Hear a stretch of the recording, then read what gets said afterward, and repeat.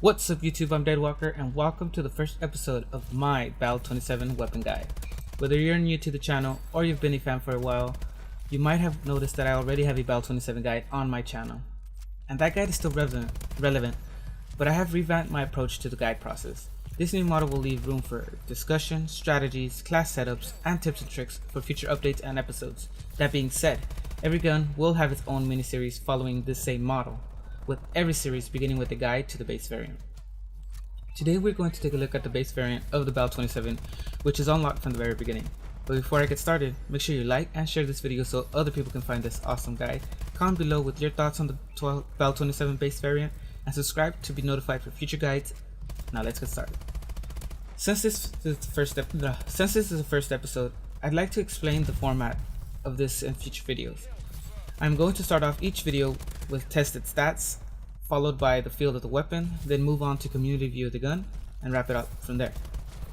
As a general community accepted fact, the stats provided by the game can be very misleading, and although they can give us a small idea of what to expect from the gun and its performance, you shouldn't take this information too hard. As a community, we have learned that the Bal-27 has 34 damage output at close range, 33 damage output at medium range, and 24 damage output at long ranges, and provides headshots with a 1.1 multiplier damage increase. This information translates to 3-shot kills up close, 4-shot kills at a medium distance, and 5-shot kills at a long distance. Unfortunately, you have to be at shotgun range in order to take advantage of the 3-shot kill, so most of the time you'll be killing your enemy in 4 shots. The ADS time on the Bal-27 is fairly quick for an assault rifle, but not anywhere close to any SMG, and its average fire rate is about 700 RPM. According to the game, it is the best in class when it comes to fire rate, and that's because the Bal-27 is unique in that it starts at 666 RPM, and as you hold the trigger, it slowly speeds up to 857 RPM. The Bal-27 has high recoil, but is very predictable and very controllable. Personally, I think that the iron sights of the Bal-27 are awesome, which makes the sights sight attachments unnecessary. This weapon holds 32 bullets in its magazine and 42 bullets with extended mags. You also start off with 96 bullets on reserve with a potential max of 192.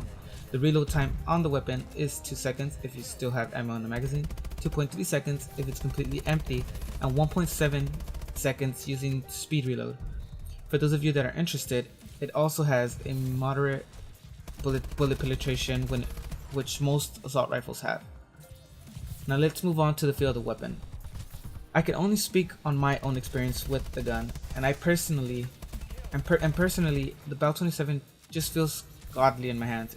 It truly is a jack of all trades, and it's great in a lot of situations. Its stats match perfectly to its feel, and that makes it my go-to weapon in Advanced Warfare. It's arguably the best weapon in Advanced Warfare, even after its slight nerf, but that's a topic for another video. Before we wrap things up, let me mention the practicality of its effectiveness. Since the Bal-27 is seen as Advanced Warfare's best weapon, or at least by most of the community, there's no doubt that it's the most used weapon in the game, especially since it's unlocked from right from the beginning. So unless you have access to one of its superior variants, the Bal-27 is a must in order to compete against the enemy, who most likely is using the Bal-27, or at least that would make sense, except for the fact that every weapon has its situations, styles, and scenarios where it will outperform its competition. But you'll have to subscribe to come back for the rest of the series to find out when and where the Bal-27 base variant performs at its best. Well, that's it for the first episode of the Bal-27's weapon guide. Be sure to like and share this video with your friends. Leave a comment down below with your thoughts on the Bal-27 and what you thought about my new approach to a weapon guide series. And lastly, subscribe for more guides, tips, and tricks. Hope everyone enjoyed this awesome guide to the Bal-27, and until next time, I'm Deadwalker, and I'll be seeing you awesome people online.